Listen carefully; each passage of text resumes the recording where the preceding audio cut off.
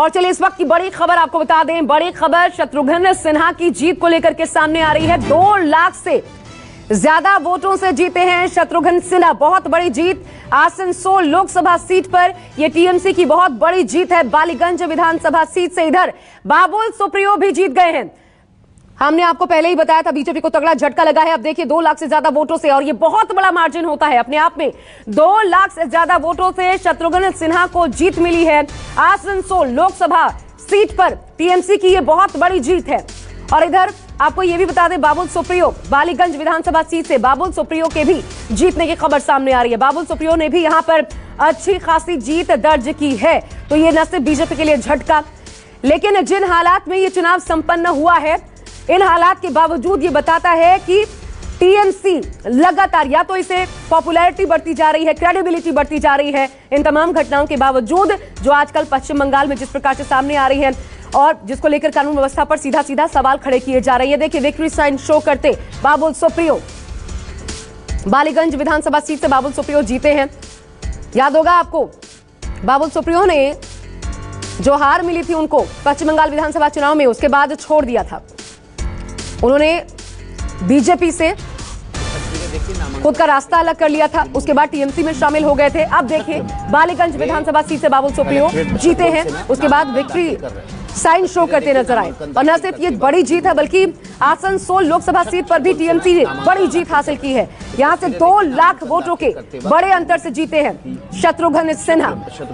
नामांकन दाखिल कर रहे हैं। ये तस्वीरें देखिए, नामांकन दाखिल कर। और ये तब की तस्वीर हम आपको दिखा रहे हैं जब नामांकन दाखिल करने पहुंचे थे शत्रुघ्न सिन्हा। हालांकि तभी अपनी जीत को आश्वस्त लेकर नजर आ रहे थे, जीत को लेकर के, और बिल्कुल वैसा होता नजर भी आया है। उपचुनाव में ये डंका एक तरीके से कह लीजिए ममता बनर्जी का लगातार। हालांकि सबसे बड़ी बात यह है कि लगातार ममता बनर्जी उनके प्रशासन पर सवालिया निशान खड़े होते रहे।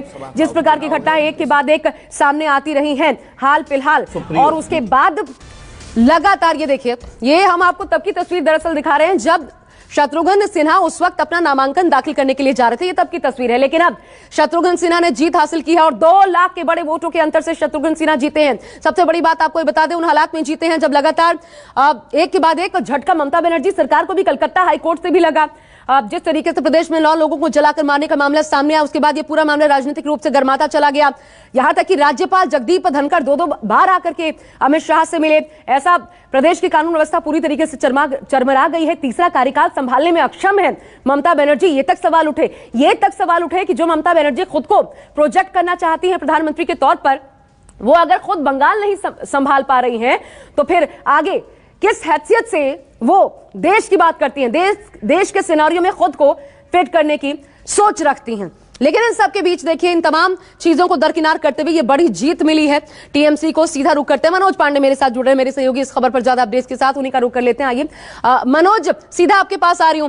मनोज, ये बहुत बड़ी जीत है। तमाम आरोपों के बीच लगातार ऐसा लग रहा था कि जो कुछ घटनाएं घट रही थी एक के बाद एक पश्चिम बंगाल में, उसके बाद टीएमसी बैकफुट पर थी। लेकिन अगर 2 लाख के बड़े वोटों के अंतर से जीत होती है, शत्रुघ्न सिन्हा की बालीगंज से जीत जाते हैं बाबुल सुप्रियो, तो इसका क्या अर्थ?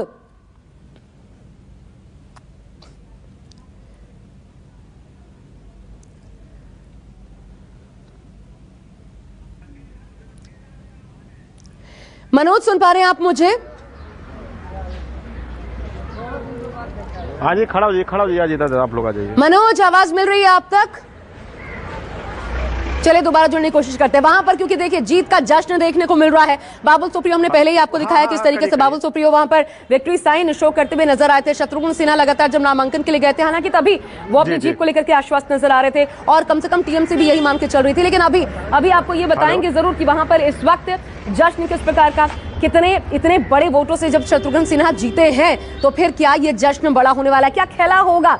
सिंदूर खेला किसी बड़ी जीत के बाद जो बंगाल में एक तरीके से लगातार परंपरा भी रही है, क्या वही एक बार फिर हमें देखने को मिलेगा? और इसके क्या मायने निकाले जाएं? भले उपचुनाव है, लेकिन इसके बावजूद क्या बीजेपी को बैकफुट पर लाने में बंगाल में ही सही ममता बनर्जी एक बार फिर से कामयाब हुई हैं? उनके ऊपर लगते तमाम आरोपों को लेकर के कामयाब हुई है। सबसे बड़ी बात आपको यह भी बता दें, सौगत राय उनकी ही पार्टी के, उन्होंने भी निशाना साधा था। मेरे साथ 2 सहयोगी मेरे जुड़ चुके हैं इस वक्त। देखिए एक तरफ मनोज पांडे आपको नजर आ रहे हैं, अमरदेव पासवान भी हमारे साथ हैं। अमरदेव पासवान, पहले मैं आपके पास आ रही हूं। अमरदेव, ये बीजेपी के लिए कितना बड़ा झटका, और उपचुनाव ही सही लेकिन टीएमसी के लिए कितनी बड़ी जीत? देखिए, मैं आपको बता दूं कि जिस तरीके से यहाँ पर ये जो लोकसभा सीट था, ये पहले कांग्रेस के पाले में था, उसके बाद में ये सीपीएम के पाले में आया, उसके बाद में राजनीतिक समीकरण जो है यहाँ का वो बदला, और बदलने के बाद जो है यहाँ पर लगातार 2 बार बीजेपी का यहाँ पे सांसद बने बाबुल सुप्रियो।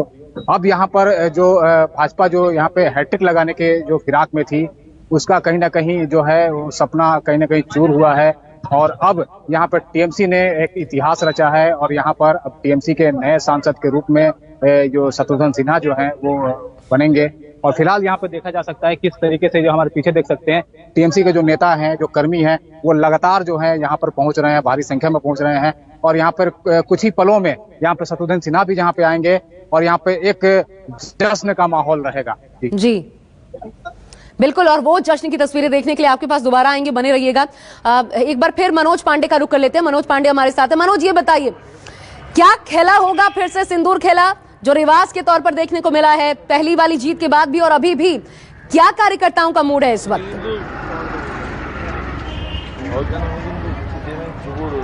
जी वाकई कह सकते हैं कि देखिए, जिस तरह से दोहरी जीत हुई है टीएमसी पार्टी की तरफ से।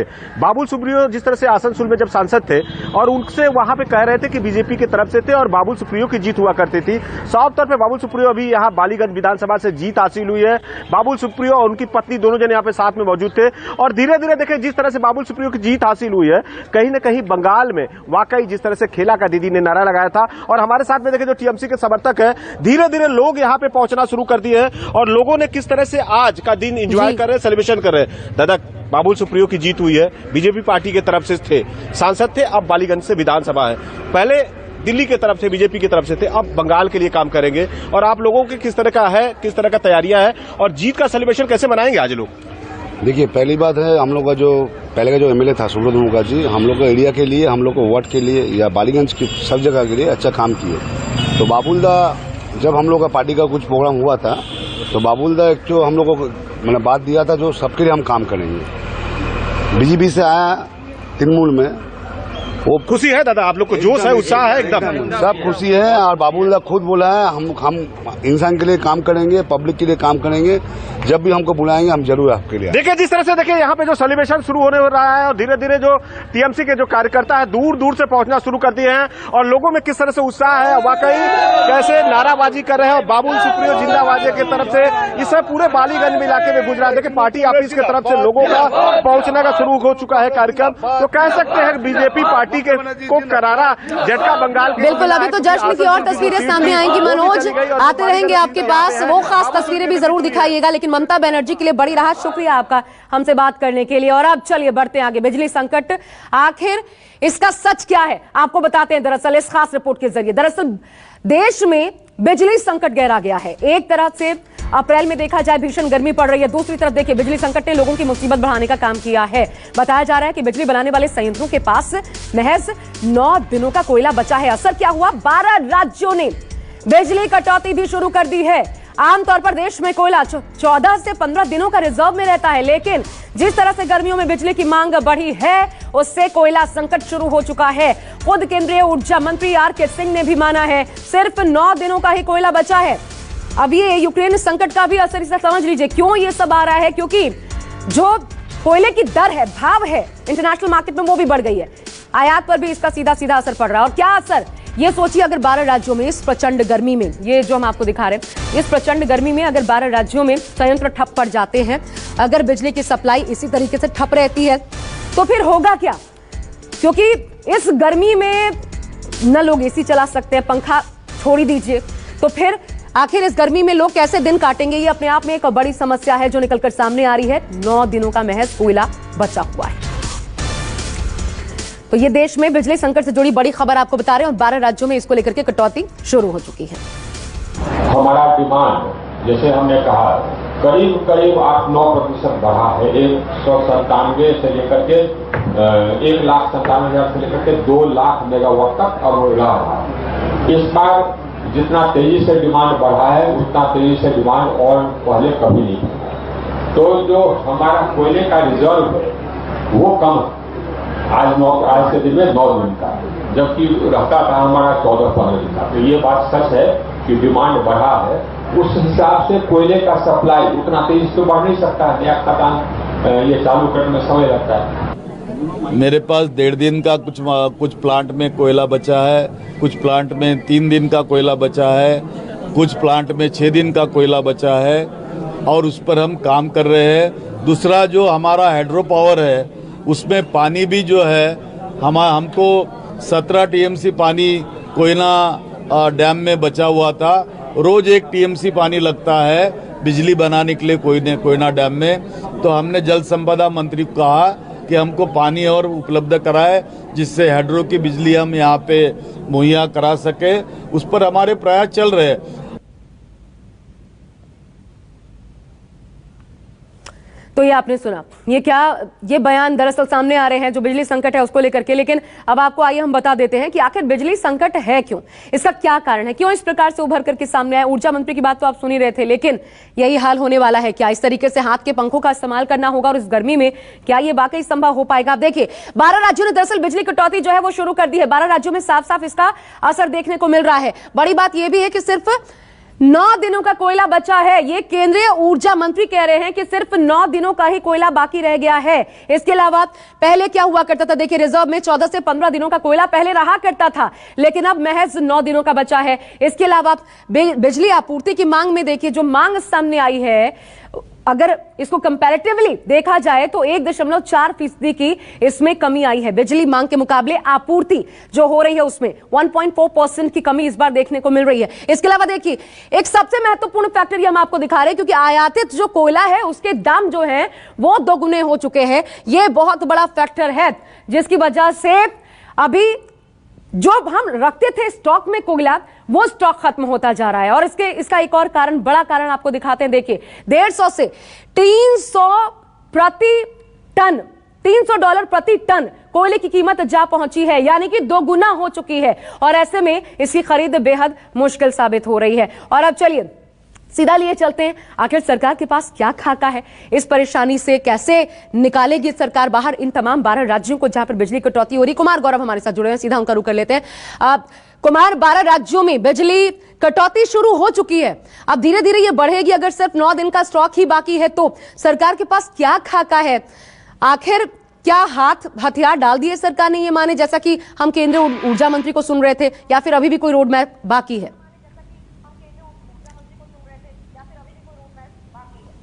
देखिए आशा, बिल्कुल जो समस्या है वो है, इसमें कोई दो राय नहीं है।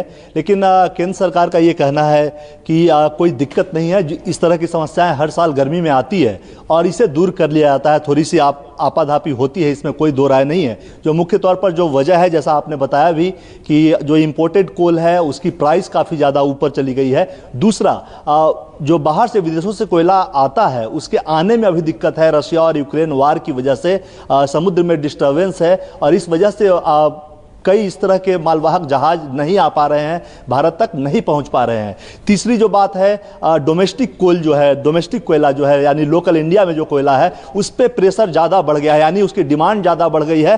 और जैसा कि आप बता रही हैं और जैसा कि रूल है 14 से 15 दिन का कोयला होता है, और जब लोकल डिपेंडेंसी ज़्यादा होती है और पहले से तैयारी नहीं होती तो ऐसी स्थिति में आपाधापी मचती है। और अभी केंद्र सरकार का जो रोड मैप है उसमें ये तय है, ये साफ साफ सोर्सेज के हवाले से कहा जा रहा है कि कहीं कोई समस्या नहीं आने वाली है। जो कोयला की ढुलाई है उसको तेज कर दिया गया है। रेलवे वार फुटिंग पे अब अपना काम शुरू कर चुकी है और आगे आने वाले 2-4 दिनों में इसे और ज़्यादा बढ़ाएगा। यानी कि अगले 5 दिनों में जो स्थिति है, जो 14 से 15 दिन का स्टॉक होना चाहिए बिजली संयंत्रों में, वो चीजें हो जाएंगी, वो सभी चीजें वहां पे पहुंच जाएंगी और आने वाले समय में दिक्कत नहीं होगी। रहिएगा कुमार, मैं वापस आपके पास आ रही हूँ। हमारे साथ इस वक्त प्रोफेसर AG अय्यर जी जुड़ चुके हैं REPA से। प्रोफेसर साहब, स्वागत है आपका न्यूज़ 24 पर। सर, मैं ये समझना चाहती हूँ, ये जो संकट अभी उभर कर सामने आया है, इसे कितना गंभीर एक तो आप देख पा रहे हैं, और क्या ये वाकई बड़े स्तर पर असर डालेगा या इसे संभाल लिया जाएगा सरकार की तरफ से? देखिए, हमें कभी भी इस तरह की जब क्राइसिस आती है, ये विश्व की क्राइसिस है एनर्जी रिसोर्सेस। इसमें रशिया यूक्रेन की जो लड़ाई है बिल्कुल संपूर्ण रूप से केवल हमारे देश को नहीं, पूरी इस परिस्थिति को ये बिगाड़ने वाला है। तो ऐसे टाइम पे ये देखिए, हफ्ते भर 9 दिन 15 दिन ये तो पहले से चल रहा है। तो हमारी एक भारी गलती है। कोयले का उत्पादन 600 मिलियन टन हम अभी कर रहे हैं, वो कम है, क्योंकि पिछले 4 साल से आप देखेंगे तो कोई उत्पादन की क्षमता बढ़ाई नहीं गई है।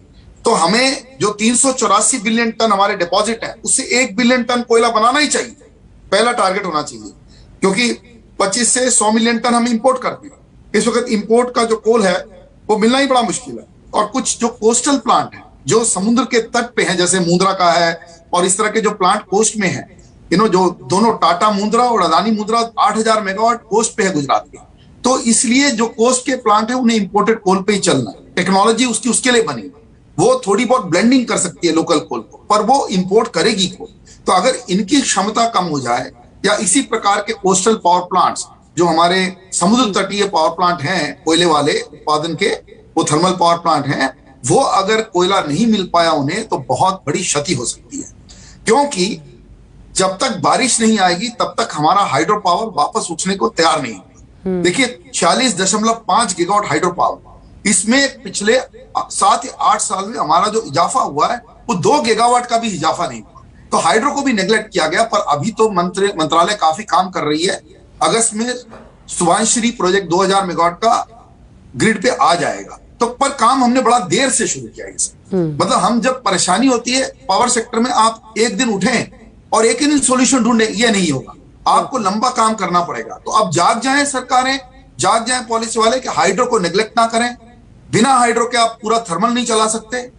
इस वक्त आपके दर्शकों को कहना चाहता हूं 400 गीगावाट हमारे पास बिजली उत्पादन की इंस्टॉल कैपेसिटी है, परंतु क्षमता कितनी है? 240 गीगावाट की केवल क्षमता हो पा रही है। और हम कितना हम ऑलरेडी मांग रहे हैं या कितनी अपनी डिमांड है, डिमांड 220 के ऊपर पहुंच चुकी है।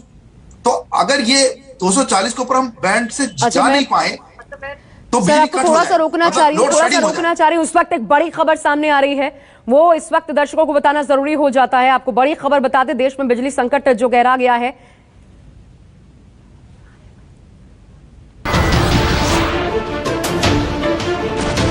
नमस्कार, मैं हूं मानक गुप्ता।